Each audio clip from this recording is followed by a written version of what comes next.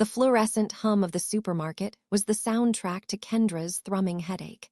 It was a Thursday, which meant the store was caught in that eerie lull between the weekend rush and the midweek panic, a perfect mirror for her own limbo. She pushed the cart with a list written in her precise, looping script, a bulwark against the chaos of her own thoughts. Beside her, Marcus, her husband, was a monument to disinterest, his thick thumbs jabbing at his phone screen, his sighs louder than the music.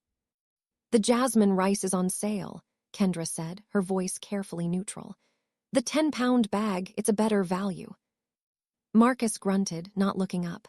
"Just get the white, it's all the same." It was.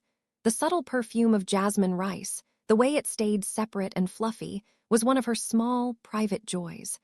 A joy that, like so many others, had become something to defend, and therefore exhausting.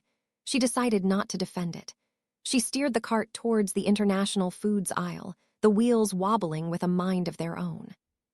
"Marcus, when are you going to start being of help around here? You never try to assist me," Kendra complained. "Woman, stop complaining. You should be grateful I married you," Marcus replied bitterly. "Grateful?" Kendra asked. "You are already old. You're almost 50 years old with a pot belly and crow's feet. None of the young boys would have wanted you anyways," Marcus mocked Kendra. That was what he always did. Mocked Kendra and made her feel like she was not deserving of love. Kendra wanted to speak before she stopped. There was no point. She was in love and she would never leave. He wouldn't change either. "Buy whatever rice you want. Let's get out of this place. I am hungry and I need some soul food." The 10-pound bags were on the top shelf, just out of comfortable reach. She sighed, setting her shoulders. At 45, she was strong, but a recent twinge in her lower back had made her cautious. She stretched, her fingertips brushing the coarse plastic. Marcus didn't even care to help. He was busy with his phone. "Need a hand." The voice was gentle, clear, and came from her right. She turned and saw a young Asian man. He had a kind, open face, dark hair swept back from his forehead, and eyes that held a warm, immediate intelligence. He wore a simple, dark green sweater. He was already reaching up, easily closing the distance she couldn't. "Oh, yes, please. That one, the jasmine," she said, flustered. He lifted the bag as if it were a pillow, his arms firm under the soft fabric of his sweater. "A good choice," he said, placing it gently in her cart. He smiled, and it wasn't the polite, closed-lipped smile of a stranger. It reached his eyes, creating fine lines at the corners. He looked directly at her, seeing her, not an obstacle in the aisle. "It has a better character than the plain white." Kendra felt a bizarre, sudden prickling behind her eyes. Character. When was the last time anyone had spoken to her about character? "Exactly," she said, her own smile feeling rusty on her face. "That's really nice of you, gentlemen." "You settling for help now, Kendra? From strangers?" Marcus's voice was a cold stone dropped between them. He had finally looked up from his phone, his eyes narrowed, moving from the young man's face to the bag in the cart. "You're such a cheap woman. See the way you're looking at him." "Marcus, I..." "Hold it," Marcus thundered. The young man's smile didn't vanish, but it cooled, turning polite and formal. He gave a slight, almost imperceptible nod in Marcus's direction before returning his gaze to Kendra. "Is there anything else up there for you?" "No," Marcus answered for her, stepping closer. "We're fine." Jealousy had begun settling in. But Kendra's eyes flickered to a shelf just above the rice. A small box of peppercorns in a blue tin, another tiny luxury. She hesitated. She needed help. Marcus wouldn't help, and he didn't want someone else to help. What evil? The young man followed her glance. Without a word, he reached up and retrieved the tin. He handed it to her, his fingers briefly brushing hers. "The telecherry. It is also a good choice." "Thank you," she said, her voice softer than she intended. Marcus's jaw tightened. He saw the exchange, the quiet communication that had excluded him entirely. "Let's go. Checkout's this way." He gripped the cart and pulled it backward, forcing her to step aside. The young man simply moved with a graceful step, allowing the cart to pass. As Kendra was pulled away, she glanced back. He was still watching her, not with pity, but with a thoughtful concern that made her face grow warm. He gave one more small, reassuring nod just to her. The air at the checkout was tense and silent. Marcus bagged the groceries with aggressive, plastic-crunching efficiency. Kendra focused on the conveyor belt, the beep of the scanner, anything to avoid his simmering anger. She could feel it radiating from him. As she handed over her card, she saw him again. Jae-hoon, according to the name embroidered on his reusable bag, was in the next line over, placing a single bottle of sesame oil and a bundle of scallions on the belt. He looked over, caught her eye, and again that calm smile appeared. To her horror and secret thrill, he finished his transaction and then walked directly toward them. Marcus straightened, puffing out his chest. Jae-hoon ignored him completely. He stopped in front of Kendra and held out a small, neatly torn piece of receipt paper.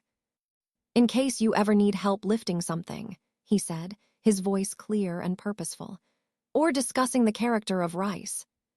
Marcus made a sound like a scoff mixed with a growl. "Are you serious, man? Get the hell out of here before I do something to you." Jae-hoon's gaze never left Kendra's. It was an act of profound, deliberate respect to acknowledge only her in that moment. It made her feel visible in a way she hadn't in a decade. Slowly, as if in a dream, she took the paper. Her fingers closed around it. "Have a beautiful evening," Jae-hoon said. Then, and only then, did he turn his head slightly toward Marcus. He offered a shallow, utterly dismissive bow, not of submission, but of finality. Then he walked away, the glass doors sliding shut behind him. The ride home was a thunderstorm contained in sheet metal. "The absolute disrespect," Marcus seethed, gripping the wheel. "Did you see the way he was looking at you? Like you were some available thing. And you, taking his number. What's wrong with you, Kendra? You think a kid like that is actually interested in you? He's probably laughing at you right now." "Why would he laugh at me?" Kendra asked politely. Imagine, a middle-aged woman letting some random guy flirt with her in a supermarket. What? What makes you think he will want you? He's only going for girls his age, young and sexy. The words, meant to wound and belittle, washed over her. They were the same words, just in a new configuration. Too old, too much, a fool. Usually they landed, burying themselves like hooks in her heart. But not tonight. In the dark of the passenger seat, Kendra unclenched her fist. The crumpled paper was damp with her sweat. She didn't smooth it out. She didn't need to. The 10 digits were written in a clean, confident hand. She simply held it, a tiny, burning coal of possibility in her palm, feeling its heat defy the cold, heavy air in the car. She stared out the window at the blurring streetlights, and for the first time in a very long time, she wasn't thinking about the destination. She was thinking about the slip of paper, and the man who saw character where others saw only weight. Minutes after, Kendra was left in the silence of the house. It was a thick, absorbing silence, broken only by the distant clatter of Marcus reheating his dinner, the gumbo she'd spent 3 hours making, in the microwave. He ate it in the living room, the blue glare of the sports channel flickering against the perfect, neutral walls. All Marcus cared about was his video games, his phone, food, and watching sports. He only came closer to her when he needed sexual intimacy, because it was cheaper to keep her. When will I man up and leave this relationship? Kendra thought to herself. A fool at 40 is a fool forever. Kendra moved through the cool, granite-topped kitchen on autopilot, wiping down surfaces that were already clean. Her reflection in the dark window over the sink was a ghost superimposed on the manicured backyard. At 45, she saw the story clearly, the softness at her jaw her mother called wisdom weight, the fine lines at her eyes that spoke of years of squinting in the sun and more recently of tension. She saw the way her sweater hung, not unflatteringly, but with a neglectful ease. Middle-aged, Marcus's voice echoed in her head. Available. With a shudder, she turned away. The slip of paper was a secret. It had traveled from her palm to the pocket of her robe, a tiny, guilty weight. After Marcus had gone to bed, without a word, just the solid thud of his bedroom door closing, she retrieved it.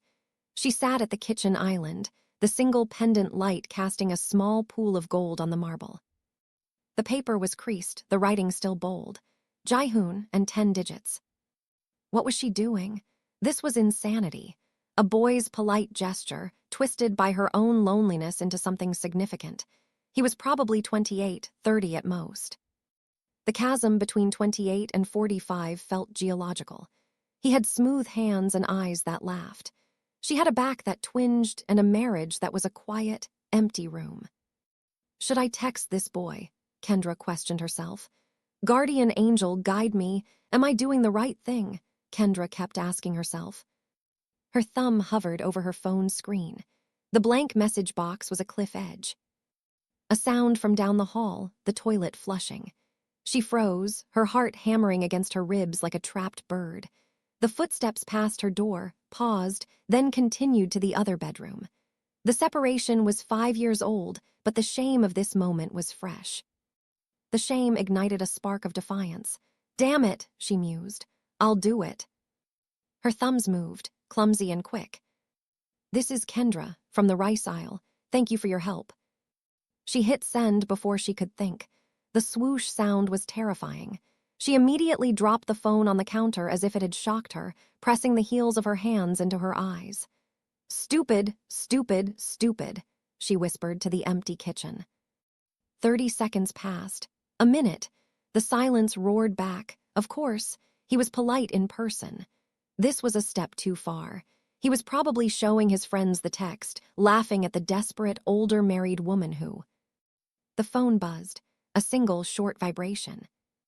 She snatched it up. I was hoping you would text. How is your back? Jai-hoon. Not a question about her husband. Not a coy emoji. A practical, kind question about her well-being. The simplicity of it undid her. Tears, hot and sudden, blurred the screen. She wiped them away, a laugh hiccuping through a sob. My back is fine. The rice is heavier than it looks. Thank you again. It is, but worth it for good jasmine. What did you make with it? Jai-hoon asked. This was a conversation. He was starting a real conversation. She typed, her fingers gaining confidence. She couldn't remember the last time a man wooed her. Marcus was a control freak. He never let her talk to other guys or text them. He asked her not to wear makeup, and he also demanded that her body be covered at all times to prevent people from staring at it. It is just a simple gumbo. My husband likes it. The word, husband, felt like a lie as she typed it, a costume she was describing to a stranger. Jai-hoon didn't seem to mind. He continued with the flirting. Gumbo, I've only had it once in New Orleans. It is a religious experience. The roux is the soul, yes. Kendra stared. Who was this man? The roux is the soul, she murmured. It was exactly what her grandmother used to say. She'd spent hours teaching Kendra the color of a perfect roux, the nutty perfume of patiently browned flour and oil. You know about roux, she typed. How did you know about roux? I know food. I like to cook. My mother would say the roux is like a foundation for a house. If it's no good, everything falls apart. Your mother is a wise woman. She is. She also says I talk to strangers in supermarkets too much, Kendra replied happily.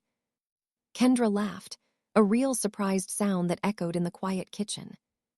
Was she right? Kendra asked Jai-hoon. Tonight I don't think so, he replied. The directness stole her breath. She didn't know how to answer that. She switched tracks. You bought sesame oil and scallions. That's a start for many good things. You noticed, he typed and followed it with a smiling emoji. I was making Peijeon for myself. Scallion pancake, a comfort food. It sounded like you might have needed some comfort food tonight.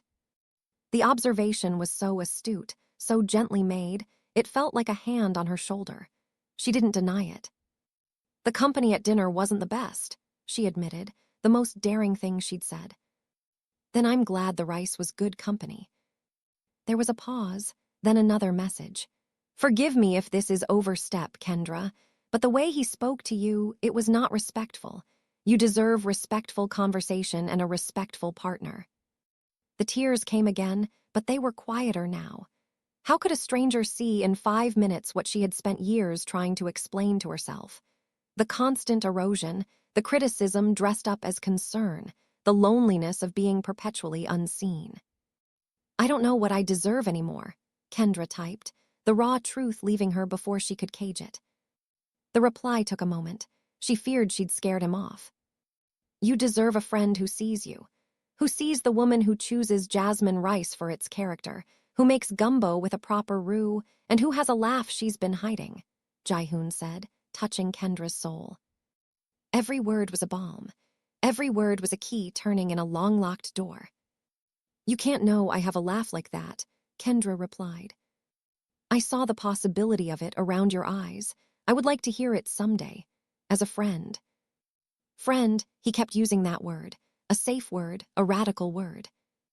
They texted for an hour. He told her about his work designing gardens, about seeking the essence of a place. She told him haltingly about her abandoned dream of a food blog, about how recipes were stories. He asked questions. He listened. There were no long, awkward pauses, only a flowing, easy exchange. When a final text came, Kendra was sad. "I should let you rest, but this was a good conversation. Good night, Kendra." She felt a pang of loss. The quiet of the house rushed back in, but it felt different. It was no longer an empty silence, but a thoughtful one, humming with the echo of a voice that asked and listened. She placed the phone on the charger. She looked again at her reflection in the dark window.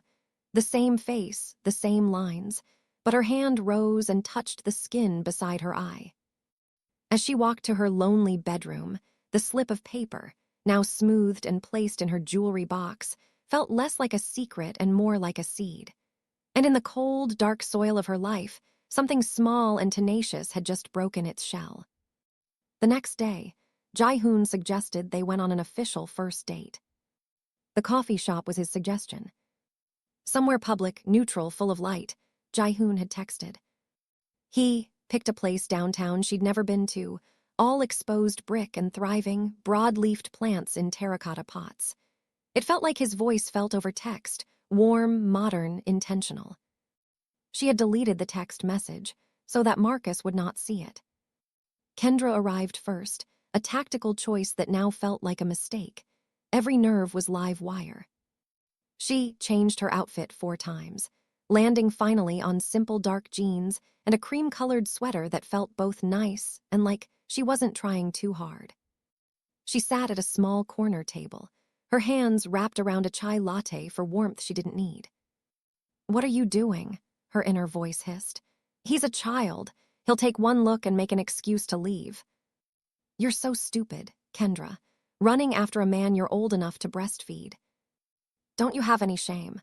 Leave him alone. He's your niece's age-mate." Kendra's voice kept ringing and singing in her head, making her contemplate going back. She ignored it. The bell on the door jingled. Jaehoon entered, a gust of cool autumn air following him. He wore a charcoal wool coat, open over a gray t-shirt. He scanned the room, found her, and his face lit with the same unguarded smile from the supermarket. He didn't look like a boy. He looked like a man, assured, moving with an easy grace as he weaved through the tables. "Kendra," he said, arriving at the table, "you found it." He didn't ask if he could sit. He simply pulled out the chair, shedding his coat and draping it over the back. "Welcome." "I did. It's lovely." "They care about the beans here, and the light." He gestured to the large windows. "It's important, the light." His eyes met hers, taking her in. "You look beautiful and radiant like the morning sun." "Thank you," she said, the formality feeling silly. "So do you." A server came. He ordered a single origin pour-over, black, asking 2 specific questions about the roast date. When the server left, he turned his full attention to her. It was unnerving, like standing in a beam of sunlight. "So," he began, leaning forward slightly, his forearms on the table. "Gumbo aside, what's the other thing you cook when no one is watching?" The question was so disarming, so perfectly aimed at her secret self, she almost laughed. "That's a very specific inquiry." "I'm a very specific person." "Okay," she said, taking a breath. "When no one is watching, I make a very elaborate from-scratch caramel cake. The kind where you have to whip the caramel frosting for 20 minutes until it's just shy of seizing. It's a whole afternoon project. It's excessive. His eyes sparkled. Excess in pursuit of perfection is not a sin, it's a devotion. What's the secret? The secret is burnt sugar. Literally. You have to take the sugar syrup to the very edge of being too dark. It gives it depth, a slight bitterness to balance the sweet. Most people are too scared and take it off too early. Of course, he said, as if she'd revealed a fundamental truth. The risk is where the character is, like the roux. He paused. You speak about food the way I speak about plants. It's not just fuel, it's a story, a history. The relief of being understood was a physical warmth in her chest. Yes, exactly. His coffee arrived. He took a sip, nodded in approval, and then his expression grew more serious, though his gaze remained soft. Kendra, I need to say something. I know you are married. I am not a home wrecker. That is not my intention. He said the word with a slight distaste. When I saw you in the store, you looked lost and strong. Both at once, I just wanted to say hello to that person, to be a friend. I hope that is okay. The directness was jarring, but also a relief. It stripped away the potential for games. It's more than okay, Jaehoon. She struggled, looking down at her cup. She felt so vulnerable and ashamed. My marriage, it's been a quiet room for a long time. There's no real connection there anymore.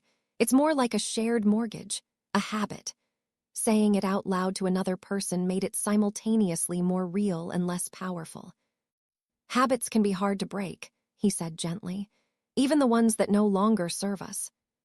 What about you? She asked, eager to shift the focus. Is there no one waiting at home wondering about your scallion pancake? A shadow, faint but perceptible, crossed his face. No, not anymore. I was engaged. A year ago, it ended. I'm sorry. He shrugged, a small, eloquent movement. It was a mismatch. She wanted a different life, a more predictable one. She did not like that I saw potential in tangled, overgrown gardens. She wanted only finished landscapes. He sipped his coffee. She thought my seeing beauty in unexpected places was a flaw. Kendra felt a pang of recognition. That must have been painful. It was, but it was also a clarity.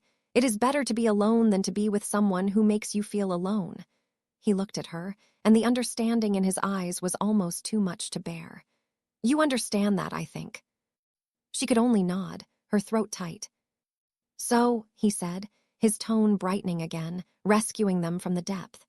We are two people who appreciate good roux, burnt sugar, and tangled gardens. This is a solid foundation for a friendship. She finally laughed then, the real one he'd said he wanted to hear.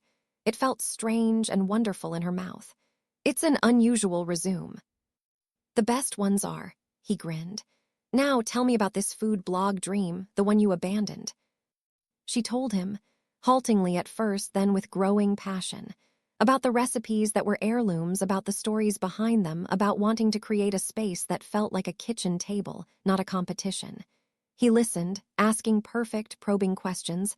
What would you call it? What's the first recipe you post? Who do you imagine reading it? I don't know, she said, answering the last one. Maybe no one. That's not true, he said softly. I would read it. They talked until their cups were empty, and the afternoon light slanted long through the windows. As they stood to leave, he helped her with her coat, his hands careful, not lingering. This was something Marcus would never do. On the sidewalk, the autumn air was crisp. The world outside their bubble seemed too loud, too sharp. Thank you for the coffee, she said, and the conversation. Thank you for the caramel cake lesson, he replied, and the laughter. He shifted his weight, hands in his pockets. Would it be all right if I texted you again? The old fear whispered. He's just being polite. He's done his charity. But the man standing before her, his eyes waiting for her answer with a patient sincerity, didn't look like charity. He looked like a possibility. I'd like that, Kendra said. He smiled, that full, eye-crinkling smile. Good, then I will. Be safe going home, Kendra, I'll be watching. He turned and walked away. She stood for a moment, watching him go, feeling the strange, exhilarating blend of terror and hope. She didn't feel like a middle-aged woman who just had a clandestine coffee. She felt like someone who just had a very important conversation about burnt sugar and tangled gardens. She felt, for the first time in years, interesting. And the flavor of that feeling was so rich, so novel, it left her dizzy on the sidewalk. Kendra and Jaehoon had not kept in touch that much till after some time. She was afraid of falling for him and leaving Marcus behind. His text arrived a week later, a bright spot on a gray Tuesday. My firm is doing a site study at the Miller Botanical Conservatory. There is a section of late-blooming specimens that made me think of our conversation. It's open to the public. If you have time for a walk among interesting plants, I'll be the one with the sketchbook. No pressure. J.H. Kendra read it 3 times. Made me think of our conversation. Which part? The roux, the caramel cake, the quiet room of her marriage. It was that subtle, layered quality to his attention that undid her.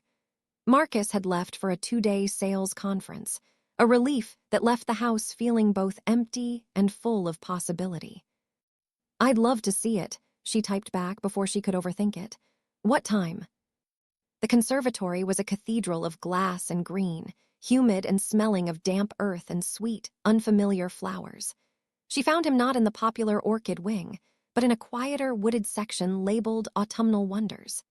He was perched on a stone bench, a large, leather-bound sketchbook open on his knees, his hand moving in quick, sure lines. He was so absorbed he didn't hear her approach. She watched him for a moment. His brow was slightly furrowed in concentration, his whole being focused on the plant before him, a shrub with spiky, architectural seed pods and a few last, defiant magenta blossoms. You make it look more dramatic than it is, she said softly. He looked up and the focused intensity melted into a smile of pure welcome. Kendra, you came! He closed the sketchbook, not hiding his work, but setting it aside as if her presence was now the priority. Kendra did some box braids. Jaehoon could not help but stare at her. These were the same box braids that Marcus said were ugly. Marcus always wanted her to straighten her hair, like a white woman. You look stunning, dashing even. I love the way the box braids is parted on your head, Jaehoon complimented. Oh, thank you so much, Kendra replied and blushed. Marcus then looked at her fingers. She had on white French tips. He also complimented that. Your French tips look so glorious on your fingers. I'm sure those fingers belong to a goddess. Always stop, Jaehoon, Kendra replied, not used to compliments. Can we focus on what we came here for? And I'm not making it dramatic. I'm trying to capture its attitude. It has an attitude. Everything alive does. He stood, gesturing for her to walk with him along the crushed gravel path. This one, for instance, Ceratostigma plumbaginoides, leadwort. Most things are fatting now, preparing for sleep. This one, it's just hitting its stride. The flowers come late and the leaves will turn a brilliant red when everything else is brown. It's stubborn. I like it, Kendra said, bending to look closer. I thought you might. He led her deeper into the section, pointing out other plants with quiet passion. A chrysanthemum with deep bronze petals he called the color of a good roux. A climbing vine with velvety seed pods that felt like suede to the touch. This is your work, she asked, gesturing around them. Seeing the potential in places like this. It is. People often want to rip out the old, the overgrown. They see a mess. I see a narrative, a history. My job is to edit, to highlight, not to erase. He stopped by a small pond where a single, majestic water lily bloomed, its white petals wide open. They force these to bloom late with warmer water. It's a cheat, but a beautiful one. They sat on a bench overlooking the pond. The silence between them was comfortable, filled with the drip of water and the distant chirp of a bird kept indoors for the winter. I told Marcus I'm starting a food blog, Kendra said suddenly, the words surprising her. Jaehoon turned to her, his full attention a palpable force. What did he say? She let out a short, humorless laugh. He said, at your age, what's the point? The internet is for kids. Then he asked if it would make any money. Jaehoon's expression didn't flicker with pity. It settled into something harder, like cooled granite. He is wrong on both counts. His voice was low, firm. The point is that it brings you joy, that it is your voice, and the world needs more voices that know about burnt sugar and Rua's soul. He picked up a smooth, gray pebble from the path, turning it over in his fingers. His question is like looking at this pebble and asking, what does it cost? Instead of, look how the water has shaped it. Look at its color. The metaphor landed squarely in her heart. She'd spent so long being assessed for her utility as a wife, a hostess, a silent partner. It's scary, she confessed, the admission small in the vast green space. Of course it is, he said. New growth always is. It's tender, vulnerable. He looked at her, his dark eyes serious. But Kendra, you are not a tender shoot. You are a viburnum, do you know it? She shook her head. It's a sturdy shrub, unassuming for much of the year. But in the fall it produces the most incredible, complex clusters of berries and the leaves blaze. It is strong because it has deep roots. It has weathered seasons. He paused. You have weathered seasons. This blog, this dream, it is your fall color. It is your time to blaze. Tears welled, hot and insistent. She looked away, blinking rapidly at the serene water lily. No one had ever spoken about her life, her age, herself, in such terms. It wasn't empty flattery. It was a reinterpretation, an artist seeing a narrative in a canvas others called blank. I don't feel very Blazewhy most days, she whispered. Feelings are not facts, he said gently. The fact is you are here. You are trying. You told him about your dream, even though you knew he would not understand. That is a blaze. He stood and offered his hand to help her up. It was a simple, courteous gesture. She took it, his palm warm and dry against hers. He pulled her up with an easy strength, and for a moment they were standing very close on the gravel path, surrounded by the stubborn, late-blooming life. He didn't let go of her hand immediately. Instead, he turned it over, his thumb brushing lightly across her knuckles, a gardener checking the texture of a leaf. These hands, he said, his voice almost a murmur. They make Rue, they write stories, they deserve to create. A shuddering breath escaped her. The touch, the words, the verdant, humid air, it was all too much and not enough. He slowly released her hand, the cool air rushing in to fill the space where his skin had been. Come, he said, his voice returning to its normal, warm timbre. There is one more thing I want to show you before you go. He led her to the very back of the conservatory, to a single, large pot under its own glass dome. Inside was a single, stunning flower with lush, layered petals of the deepest coral pink. This is Camellia sasanqua Yuletide, he said. It blooms from October through December, through the cold, through the holidays when everything expects it to be dormant. He placed a hand lightly on the glass. It doesn't care about the calendar. It blooms on its own schedule. I come here to remember that. Kendra looked from the defiant, beautiful flower to the man beside her, who saw majesty in late blooms and strength in deep roots. In that moment, the quiet room of her life didn't just feel empty. It felt like it had the wrong furniture, the wrong light, the wrong everything. Here, in the humid, green silence with him, she felt a terrifying and exhilarating sense of coming home, not to a place, but to a version of herself she'd forgotten existed.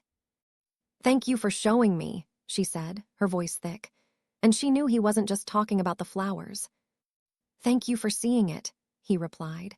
Another thing, calculate the estimate of your blog and tell me what it would cost financially. I'm willing to assist you to cover all the bills. What? Kendra screamed. Who was his man? Was he from heaven? Tonight, Jaihoon was coming to visit Kendra at home. The kitchen had always been Kendra's sanctuary, a place of order and alchemy. Tonight, it felt like a stage. She wiped down the already clean granite island for the third time, rearranging the messy end place of vegetables for the gumbo. The holy trinity of onions, celery, and bell peppers in neat, separate piles, the andouille sausage sliced into coins, the plump shrimp waiting in a bowl of ice. He was coming over, to her house. It had been her suggestion, a reckless one, born from the lingering warmth of their walk in the conservatory. Marcus was at a networking dinner that would inevitably turn into a late night of drinks. The risk was calculated, a thrilling, terrifying electricity in the air. The doorbell rang, a soft chime that echoed in the quiet house. She took a steadying breath, smoothed her apron, and opened the door. Jae-hoon stood on the step, the fatting twilight at his back. He held a reusable cloth bag in one hand and a small, elegant pot containing a spiky, dark green herb in the other. He was smiling, but his eyes held a flicker of the same nervous energy she felt. "I come bearing scallions and a rosemary plant for your garden. It's resilient, and it smells like memory." "Thank you," she said, accepting the pot, their fingers brushing. "Come in, please." He stepped inside, his gaze taking in the open-plan living area.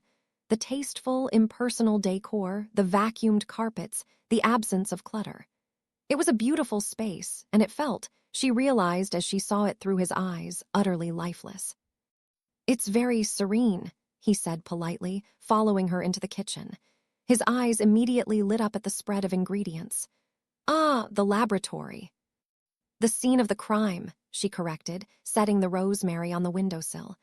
"I'm teaching you gumbo. You're teaching me, what was it again?" "Kimchi jjigae," he said, unpacking his bag with practiced ease. A jar of deep-red kimchi, a tube of gochujang paste, a packet of silken tofu, a can of tuna. "Stew. Spicy, sour, comforting, my mother's version. It's what she made when I was sad or when the weather turned." "So it's a story, too." "Every good dish is."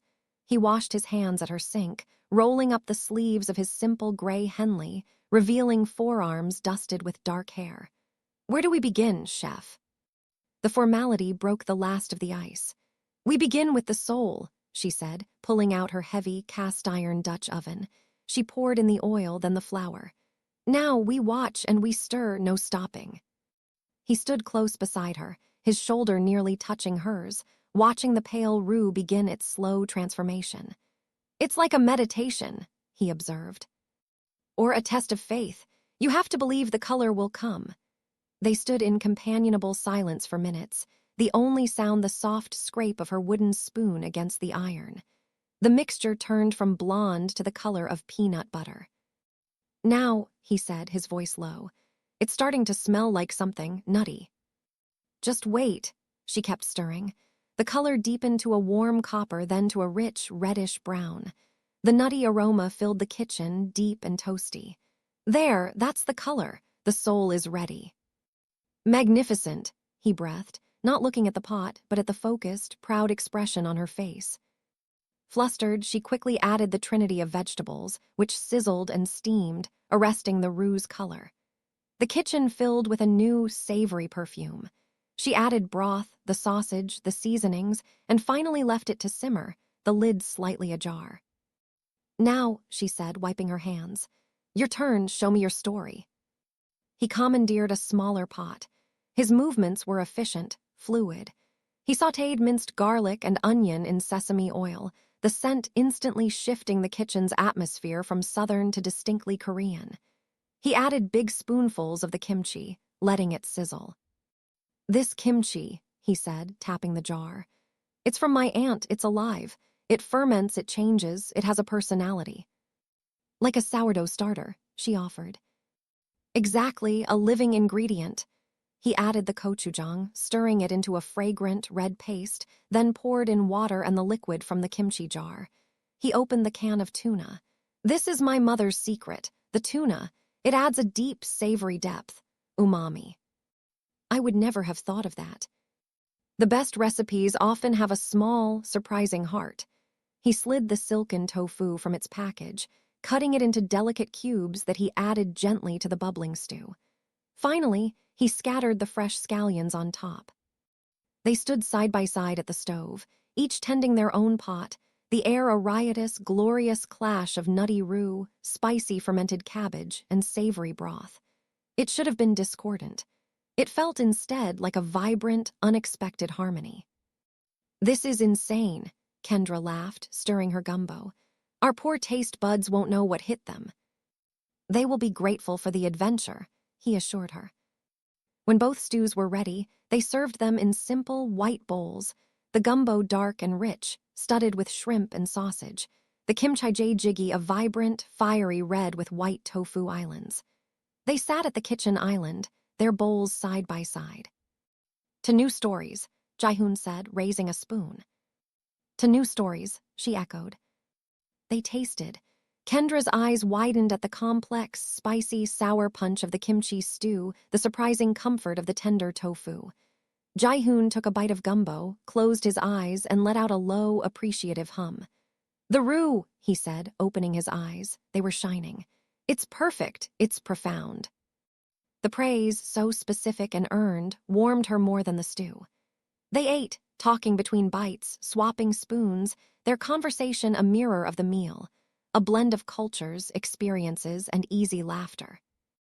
At one point, Kendra gestured animatedly, explaining the history of okra as a thickener, and a fleck of flour, left on her cheek from earlier, caught the light. Jaehoon saw it. Without a word, he reached out. His thumb, gentle and sure, brushed the smudge from her skin. The touch was a spark on dry tinder. Her breath caught. The kitchen, the house, the world outside all seemed to fall away, leaving only the point of contact on her cheek, his focused gaze, the faint scent of chili oil and thyme on his skin. Time suspended. His thumb lingered for a heartbeat longer than necessary, tracing the curve of her cheekbone with a feather-light touch. "Flower," he whispered, his voice husky. She couldn't speak. She could only look into his eyes, seeing her own stunned reflection there. "Kiss, kiss, kiss, kiss," Jaehoon's brain persuaded. "Kiss, kiss, kiss, kiss." Kendra's brain also persuaded, but she resisted. The moment stretched, taut and humming, until the practical part of his brain seemed to re-engage. He pulled his hand back slowly, curling his fingers into his palm as if to hold the sensation. He cleared his throat, looking down at his bowl. "The gumbo is getting cold," he said, but the words were soft, an acknowledgement of the interruption, not a dismissal of what had just happened. Kendra nodded, her heart hammering against her ribs. She picked up her spoon, her hands trembling slightly. They continued to eat, but the air had changed. The culinary bridge they had built now hummed with a new, undeniable current, one that had nothing to do with food, and everything to do with the quiet, seismic shift of a single, tender touch in a flour-dusted kitchen. Marcus came home that evening with an attitude. "This house smells like a man," Marcus sighed. "What man?" Kendra pretended to be oblivious. "I know what I'm saying. Don't you think I'm stupid?" "You're making things up." Kendra lied that she was having dinner with Sheila, an old college friend who was in town. A flimsy cover, chosen because Sheila lived 3 states away and Marcus never checked. She spent the entire evening with Jaehoon, the ghost of his touch on her cheek burning like a brand. When she returned home, the air in the house felt different, not just empty, but accusatory. She'd been careful. She'd scrubbed the kitchen until not a whiff of gochujang or garlic remained. She'd taken the trash out, tying the bag with their mingled food scraps inside and depositing it in the bin at the curb. She washed the single bowl and spoon she'd used for her cereal decoy dinner. She'd even run the disposal with a lemon peel. She wasn't careful enough. It was 2 days later. Marcus was rummaging in the side drawer of his home office desk, muttering about a missing charger. Kendra was on the couch, ostensibly reading a magazine, but really scrolling through photos on her phone. A discreet shot Jaehoon had sent of the rosemary plant, now thriving on her sunniest windowsill. She'd zoomed in, imagining she could see the faint dusting of flour still on the terracotta pot. "Kendra." His voice was a flat line. She looked up. He stood in the doorway of his study, holding a small, crumpled piece of paper between his thumb and forefinger as if it were contaminated. It was the receipt from the grocery store for the scallions, the tofu, the can of tuna. Her stomach plummeted to her feet. "What," he said, each word measured and cold, "is this?" "It's a receipt," she said, her voice strangely calm. "I can see that." He took a step into the living room. "For tofu, kimchi, since when do you cook with kimchi, Kendra?" "I was trying something new." The lie sounded pathetic even to her. "Trying something new," he repeated, his voice dripping with mockery. He advanced further. "With who? Because you sure as hell weren't trying it with Sheila." He flung the receipt. It fluttered to the floor between them. "You think I'm stupid? You come home smelling like a damn spice cabinet 2 nights ago, all flushed, and now this." He was connecting dots she hadn't even seen on the page. The fear curdled into a sharp, defensive anger. "So I bought some groceries, Marcus. Is that a crime now? Do I need your permission for scallions?" "Don't you play dumb with me." His voice rose, cracking through the quiet room. He pointed a shaking finger at her. "It's him, isn't it?" "Who?" "Don't act oblivious or I'd slap you, bitch," Marcus thundered. "What?" Kendra's voice was low. This wasn't the first time Marcus had threatened to slap her. "It's that little punk from the store. You're seeing him." Marcus dropped the ball. Goosebumps held Kendra. The directness was a slap. She stood up, the magazine sliding to the floor. "We had coffee. Once. He's a friend." Kendra didn't know when that slipped from her mouth. "A friend?" He let out a harsh, disbelieving bark of laughter. "A 20-something kid wants to be friends with a 45-year-old married woman? Jesus, Kendra, listen to yourself. You're being played. He's probably got a bet going with his buddies. See if I can bag the desperate housewife. And you're falling for it. You're making a fool of yourself." Each word was a precisely aimed dagger, honed by years of knowing exactly where her insecurities lived. Desperate. Fool. Old. They landed, drawing blood as they always did. The radiant feeling from the kitchen, the sense of being seen, began to wither under the acid of his scorn. "He's just a nice little boy, Marcus. You're taking things out of hand." "Out of hand, you say," Marcus replied. "Next thing now, I'd see your breasts and your pussy online, getting smashed by a Korean boy." "Marcus, don't say that." Kendra got angry and raised her voice at Marcus. "Oh, Ebony Lady being screwed by a Korean boy. That's what you'd love, huh?" "Marcus." "Don't Marcus me. This is all your fault. I told you to wear covering clothes and stay at home. Go to church and pray like a good housewife. You keep disobeying me. Look at the shame you've brought." "Marcus." "I'll tell your mother and your whole family," Marcus threatened, taking out his phone. "Stop," Kendra found her voice. "So now, you're getting mad at me because of a pale-skinned boy." "He's not like that," she whispered, but the conviction was faltering. The vast, unbridgeable gulf between her life and Jaehoon's yawned before her again. What was he doing? What could he possibly want? "Oh, he's not," Marcus sneered, seizing on her doubt. "What does he want, then? Huh, you think a guy like that is looking for a life partner, someone to start a family with? You're a diversion, Kendra, a midlife crisis in an apron. He'll get bored, take what he wants, and then you'll be alone, more alone than you are now. And you'll have thrown this," he gestured broadly at the house, "all of this away for a cheap thrill." Tears of rage and shame blurred her vision. The worst part was the seed of terror he planted. It was the same fear that had whispered to her from the beginning. Was it all a beautiful, cruel illusion? "Just leave me alone," she choked out, turning away, hugging herself. "Gladly," he spat. "But you end it. You text that little boy right now and you tell him it's over, that you came to your senses, or so help me." He didn't finish the threat. He didn't need to. The cold fury in his eyes was enough. He turned on his heel and walked back into his study, slamming the door. The sound echoed in the cavernous living room. Kendra stood trembling, the silence after the storm more oppressive than the shouting. She sank to the floor, her back against the couch, the crumpled receipt lying mockingly at her feet. He was right, wasn't he? This was a fantasy. A dangerous, selfish fantasy that would leave her with nothing. With shaking hands, she pulled out her phone. Jaehoon's last text was still on her screen, a photo of the rosemary with the caption, "It likes its new home." Her vision swam. She typed, the letters blurring. "We can't see each other anymore. This was a mistake. Please don't contact me again." She hit send and immediately threw the phone onto the couch cushion as if it had burned her. A sob ripped from her throat, harsh and ugly in the perfect quiet. She had just set her own little world on fire. Less than a minute later, the phone buzzed. Not a text, a voice memo notification. She stared at it, warring with herself. Finally, she grabbed it, her fingers clumsy. She pressed play and held it to her ear. His voice filled the intimate space of her ear canal, warm, steady, and unbearably gentle. "Kendra," a pause, a soft inhalation. "I hear the words you had to write. I am so sorry you are in a place where you felt you had to write them. But I need you to hear my words now. You are not desperate. You are not a fool. You are a woman of depth and strength and flavor, and you are deserving of joy. Real joy, not just quiet rooms. A tear traced a hot path down her cheek. She clutched the phone tighter. I am here, the recording continued, his voice firming.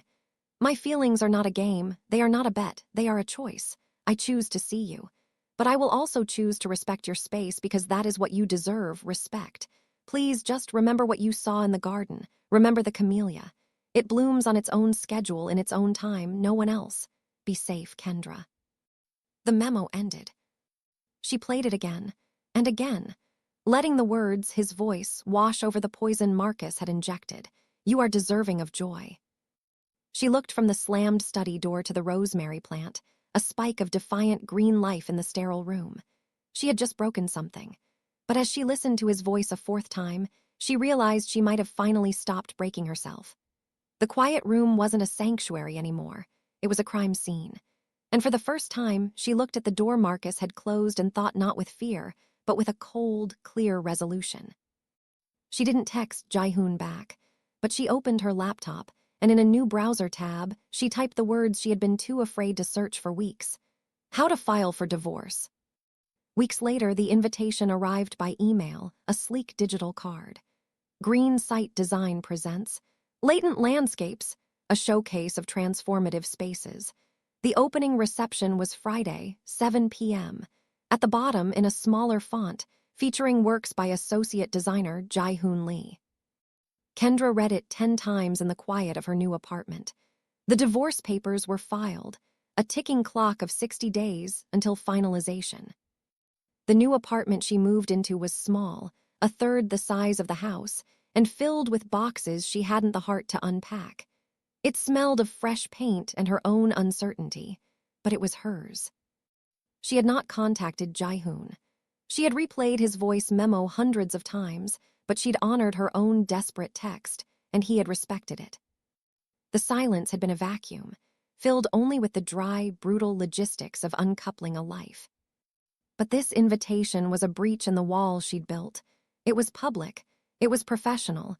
She could be a face in the crowd. She wore a simple emerald green dress, a color that felt both brave and camouflaging amidst plants. The gallery was in a converted warehouse, all high ceilings, exposed ductwork, and white walls. It was crowded with the stylish, artsy set, people holding wine glasses, speaking in low, appreciative murmurs. Her heart was a frantic bird. She moved through the space, pretending to study large, stunning photographs of neglected courtyards transformed into serene Zen gardens, of bramble-choked lots reborn as community parks. His vision was everywhere, a reverence for what was already there, a gentle hand guiding rather than forcing. And then she saw it. At the center of the back wall, hung alone, was a photograph not of a landscape, but of a single flower. A close-up, so intimate the velvety texture of each coral-pink petal was visible, a drop of dew caught in its heart. The lighting was golden, reverent. The title on a small plaque beside it read, Late Bloom. For Kay. The air left her lungs. Even after ignoring Jaihoon for weeks, he still cared about her. This was golden. She stood frozen, people flowing around her like water around a stone. For Kay, the world narrowed to the image, to those 2 letters. The camellia from the conservatory. Their camellia. He said it was his favorite piece. She knew the voice before she turned.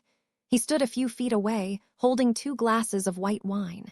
He looked older, a new sharpness in his jaw, shadows under his eyes that hadn't been there before. He wore a dark suit, but his tie was slightly loose. He looked like a man who had been working too hard and waiting too long.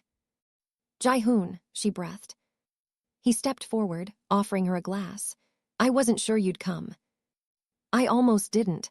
She took the glass, their fingers not touching. It's breathtaking. It was an inspiring subject. His gaze was unwavering, drinking her in. You cut your hair. Self-consciously, she touched the ends of her new shoulder-length bob, a post-separation chop. Yeah, it was time for a change. It suits you, it's bold. He took a small sip of wine, his eyes never leaving hers. How are you, Kendra? The simple question held multitudes. How are you in your new apartment? How are you navigating the wreckage? How are you without me? I'm in progress, she said, finding the most honest answer. The house is sold. I went through a divorce with Marcus. I moved into an apartment. It's small. Small can be good. It can hold only what matters. He glanced back at the photograph. I wanted you to see it. I needed you to know that what I feel, it isn't small, and it isn't hidden. Her composure, so carefully constructed, began to fracture. Jai-hoon, the things he said, the things I thought, I was so scared it wasn't real, that you'd realize your mistake. He set his wine glass down on a nearby pedestal with a soft, decisive click. He moved closer, invading her personal space in the crowded room, making a bubble for just them. Look at me, he said, his voice low and intense. What mistake? Seeing strength where others see weakness, seeing beauty in a full, lived-in face, wanting to make a woman laugh so I can hear the sound of it.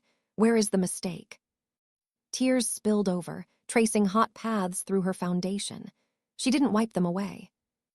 The mistake, he whispered, taking her glass and setting it next to his, was ever letting you walk away without telling you this. His hands came up, cradling her face, his thumbs brushing away her tears with a tenderness that shattered her completely. I am in love with you, Kendra, not as a diversion, not as a fantasy, in love with your resilient heart, your brilliant hands, your autumn light.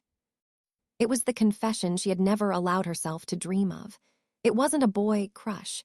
It was a declaration, mature and sure. I'm so lost, she choked out, a final surrender.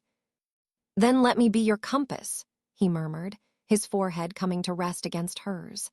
The gallery noise faded to a distant hum.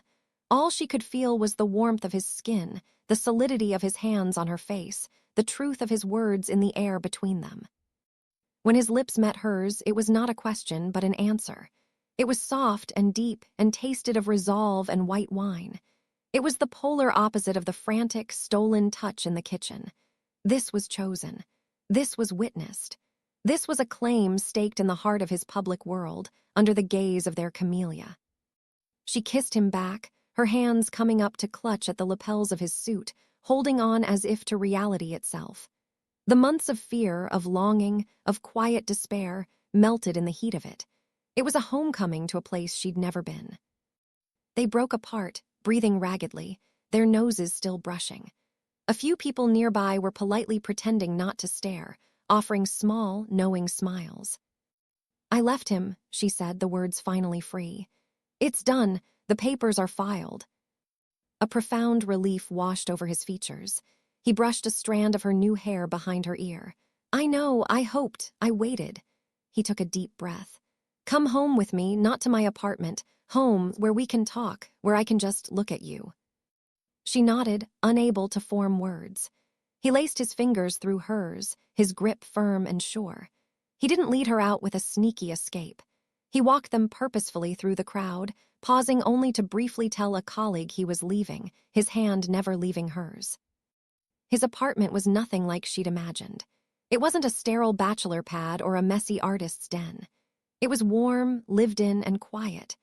Wood floors, a deep, comfortable-looking sofa, shelves overflowing with books and intriguing artifacts, a smooth river stone, a twisted piece of driftwood, a small, glazed ceramic bowl. The only immediately personal touch was a large, framed photograph on the wall of a majestic, gnarled pine tree on a cliffside. The air smelled like sandalwood and green tea. He took her coat, his hands lingering on her shoulders for a moment. Can I make you tea? He asked, his voice still husky from the kiss, from everything. Please, she said, her own voice feeling unfamiliar. She wandered to the photograph while he busied himself in the small, open kitchen. This is incredible. Where is this? Jeju Island, South Korea. That tree is hundreds of years old. It has survived monsoons, typhoons, it's bent by the wind, but it's still there, still growing. He brought her a steaming mug. It reminds me that resilience has a shape. It's not always straight and tall. She took the mug, their fingers brushing. The ordinary domesticity of it, after the seismic shift in the gallery, was almost more intimate. They sat on the sofa, not at opposite ends, but close enough that their knees almost touched. I'm sorry, she blurted out, staring into her tea. For the text, for disappearing, I believed him. For a minute, I believed I was everything he said I was. Jai-hoon set his mug down carefully. Look at me. When she did, his expression was fierce with compassion.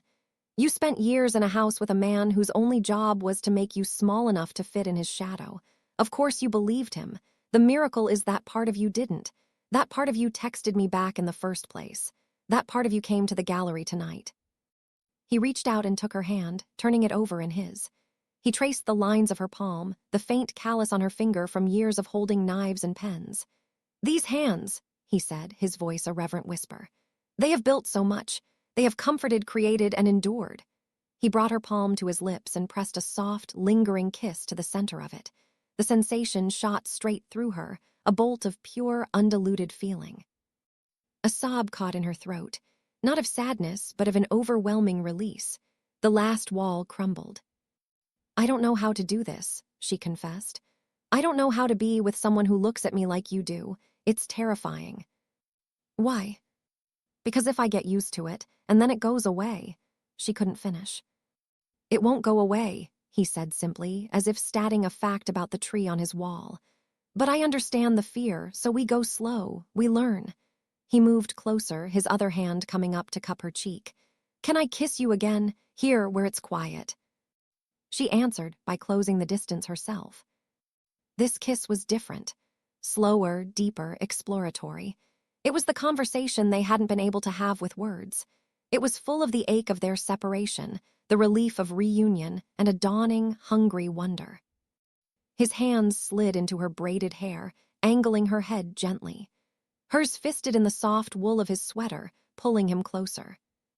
When they finally parted, both were breathing heavily. The air in the room had thickened, charged with a potent, patient energy. Kendra, he murmured against her lips, then her jaw, his kisses featherlight. My beautiful, resilient Kendra. I feel like I'm dreaming, she whispered, arching into his touch as his lips found the sensitive spot below her ear. You're not dreaming. He pulled back just enough to look into her eyes, his own dark and sincere. I want to see you, all of you. Will you let me? It wasn't a demand. It was a request, an offering. She nodded, mute with a desire so profound it felt like a new element in her blood. He stood, taking both her hands and pulling her to her feet. He led her to his bedroom, lit only by the soft, orange glow of a street lamp filtering through the blinds. He turned to face her, and with a slowness that was pure worship, he began to undress her. Each button of her dress was a revelation. Each inch of skin exposed was met not with a lustful grab, but with a soft touch, a whispered observation. Your shoulders, he said, pressing his lips to one. They have carried so much, let me carry some now. The dress pooled at her feet.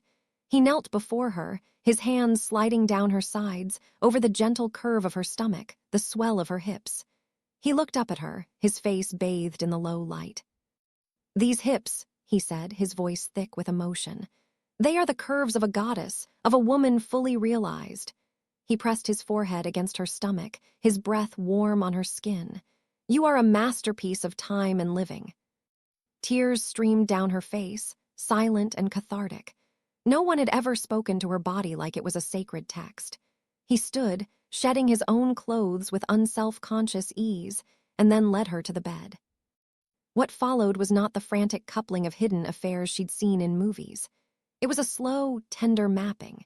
He explored her with his hands, his lips, his words, praising every part of her she had learned to hide or apologize for, the silver stretch marks on her thighs. Tiger stripes of life, he called them, the softness of her belly, the way her skin felt like warmed silk. These were the same stretch marks that Marcus condemned. When he finally entered her, it was with a shared gasp that was as much emotional as physical. He moved with a deep, rhythmic patience, his eyes locked on hers, whispering to her in a blend of English and soft Korean that felt like a spell. Yepio, he breathed. So beautiful, Saranghi Kendra, I love you, I love all of you. It was the final surrender. She let go, falling over an edge that wasn't just physical but spiritual. A cry tore from her, a raw sound of pleasure and liberation she didn't recognize as her own. He followed her, his own release a shuddering sigh against her neck, a whispered prayer. Afterward, tangled in his sheets and each other, she lay with her head on his chest, listening to the frantic beat of his heart gradually slow. His fingers traced idle patterns on her bare back. "I was so afraid," she said into the quiet dark. "Of what?" "Of this, that when you saw me like this, you'd see what he saw, what I saw." He shifted, tilting her chin up so she had to meet his gaze. In the dim light, his eyes were serious. "What I see is the woman I love. I see history and warmth and strength. I see my future. Do you believe me?" She searched his face, the openness, the certainty, the lack of any shadow of regret. For the first time, the fear didn't answer. Her heart did. "Yes," she whispered, "I believe you." He kissed her forehead, pulling her closer. "Then sleep. I'm here. I'm not going anywhere." And as she drifted off, wrapped in the scent of him and the solid reality of his arms, Kendra knew a new truth. The fire of autumn wasn't about dying. It was about burning, brilliantly and without apology, with the wisdom of every season that had come before. And for the first time in her life, she was ready to burn. Weeks later, bad news came to Kendra. The winter sun streamed into her apartment. Illuminating dust motes dancing over the box labeled Kitchen MISC. Kendra sat cross-legged on the floor, a half-unpacked colander in her lap, her phone pressed to her ear. "I just don't want you to be taken advantage of, Ken." Her sister, Lynette's voice was tinny with distance and concern. "A whole life with Marcus and you trade it for a boy who's not even black. Honey, what do you really know about him?" Kendra took a deep breath, the old habit of defensiveness rising. She tamped it down. "I know he sees me, Lynn, really sees me. He didn't take me from a life, he found me in the wreckage of one." "And what happens when he wants kids? You're past all that." "We've talked about it. He says building a life with me is the creation he cares about." Even as she said it, she heard how it sounded to Lynette, like a naive fantasy. A heavy sigh. "Just be careful, I love you." She hung up, the silence afterward ringing. It was the third such call this week. A college friend had asked, with faux casualness, if Jaehoon had a mommy thing. Another had simply stopped returning her texts. The support she'd expected had curdled into a mixture of pity and suspicion. The doorbell rang, the new, familiar chime of her own space. Jaehoon entered, his arms full of grocery bags and a forced cheer that didn't reach his eyes. He'd been quiet since a phone call with his parents in Seoul 2 nights before. "I brought reinforcements," he announced, setting the bags on the counter. Ingredients for jjajangmyeon, noodles in black bean sauce, the ultimate comfort food. She stood, brushing dust from her knees. "And what do you need comforting from?"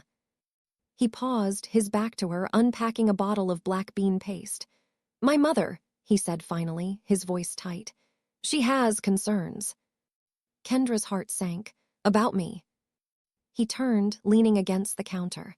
"About the age, about the divorce, about the fact that I am throwing away my future on a complicated Miguk woman." He said the Korean word for American with a bitter twist. My father did not speak. His silence is always louder. The familiar chill of unworthiness crept in. "They're not wrong, Jaehoon. It is complicated." "Life is complicated," he said, his voice rising slightly, a rare flash of frustration. "A simple life with a simple person was what I had. It was a prison.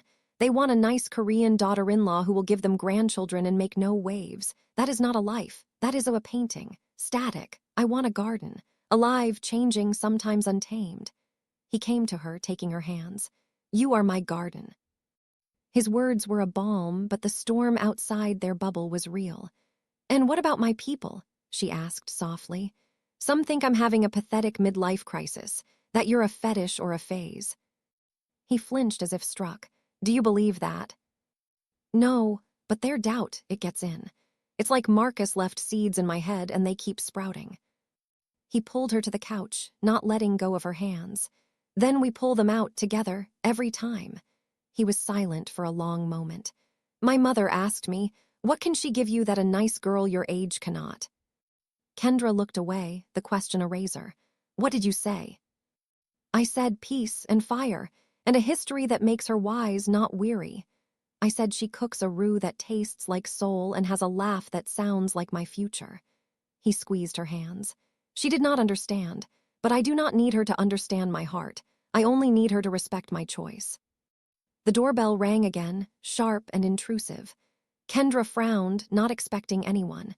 She opened the door to find Marcus standing there, his suit rumpled, his eyes bloodshot. He smelled of stale coffee and desperation. We need to talk, he said, not asking, already trying to step inside. Kendra blocked the doorway. No, we don't. There's nothing left to say. His gaze shot past her, landing on Jai-hoon, who had risen from the couch.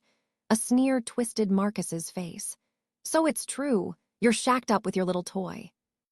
Get off my porch, Marcus, Kendra said, her voice low and shaking. Your porch, with my money, you think this ends well for you. His voice rose, drawing the attention of a neighbor across the hall. You left a good man for this. He's using you, Kendra. When he's done, you'll have nothing. No husband, no respect, just a used up. Shut up, Marcus, you useless man. You've been nothing but a pain in the ass. You cause me so much sorrow. You make me hate my life, Kendra yelled. Kendra, don't talk to me like that. Marcus could not believe it. One more word, Marcus, and I'll slap you. Who do you think you are, and how dare you waltz into my porch like this? Marcus was seething. Kendra, you've grown wings, right? No, you have grown wings. You saggy breasts, stretch mark-having old woman. I married you and covered your shame. And this is how you pay me back. One more word, Marcus. You couldn't even give me kids. I will make sure that I pull you to the ground, and I will. Enough. Jai-hoon's voice cut through the tirade, calm but absolute. He came to stand behind Kendra, not touching her, but a solid presence at her back. He addressed Marcus with a chilling courtesy. You are causing a disturbance. You need to leave, now. Marcus laughed, a harsh, ugly sound. Or what? You gonna call the cops, kid? This is between me and my wife. Ex-wife, Kendra spat. In 63 days, now leave or I will call the police. Marcus's eyes darted between them, seeing the united front, the way Jai-hoon's posture was protective but not possessive. He saw Kendra's face, not cowed, but blazing with a fury he'd never put there. The wind went out of him, leaving only a deflated spite. You'll regret this, he muttered, but it was a weak echo. He turned and stalked down the hall. Kendra shut the door, her legs wobbling. Jai-hoon was there, his hands on her shoulders, steadying her. She turned into his chest, the adrenaline melting into tremors. He's a ghost, Jai-hoon murmured into her hair. He has no power here. But he's right about one thing, she whispered, the old insecurities roaring back. It's a storm, from your family, from mine, from him. Maybe it's too hard. Maybe you should be with someone easier. A nice, simple painting. He pulled back, holding her at arm's length. His face was stern. Kendra, look at me. Do you love me? You know I do. Do you feel alive with me? More yourself than you have in years? Yes, but... Then that is our truth. His voice was fierce, uncompromising. That is the root, the storms, the doubts, they are just weather, they will blow, the root remains. He framed her face with his hands. I am not asking for an easy life. I am asking for a life with you, the one with the complicated history and the warrior's heart and the caramel cake. Let them talk. Let them doubt. We will grow our own garden. It doesn't have to look like anyone else. The conviction in his eyes was an anchor. The seeds of doubt Marcus had planted withered in its light. She wasn't a fool. She was a fighter, and she wasn't fighting for him or against them. She was fighting for them. She leaned her forehead against his. Jae Jajangmyeon, she asked, her voice steadier. A slow smile spread across his face. Jae Jajangmyeon, he confirmed. And then we finish unpacking your kitchen. We build our garden, starting right here.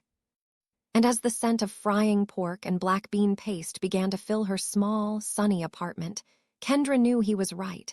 The storms would come. But their roots, forged in flower-dusted kitchens and late-blooming gardens, were deeper than any wind could reach.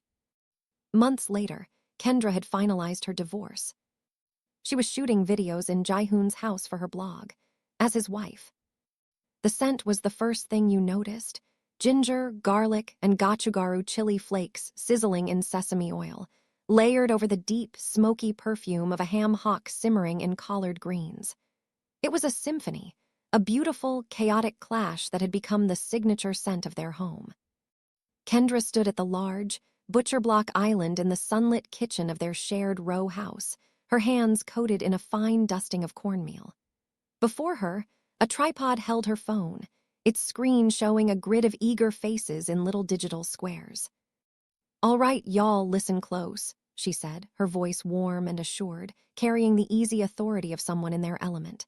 "The secret to a great hoe cake, the best hoe cake, isn't in the recipe, it's in the sound."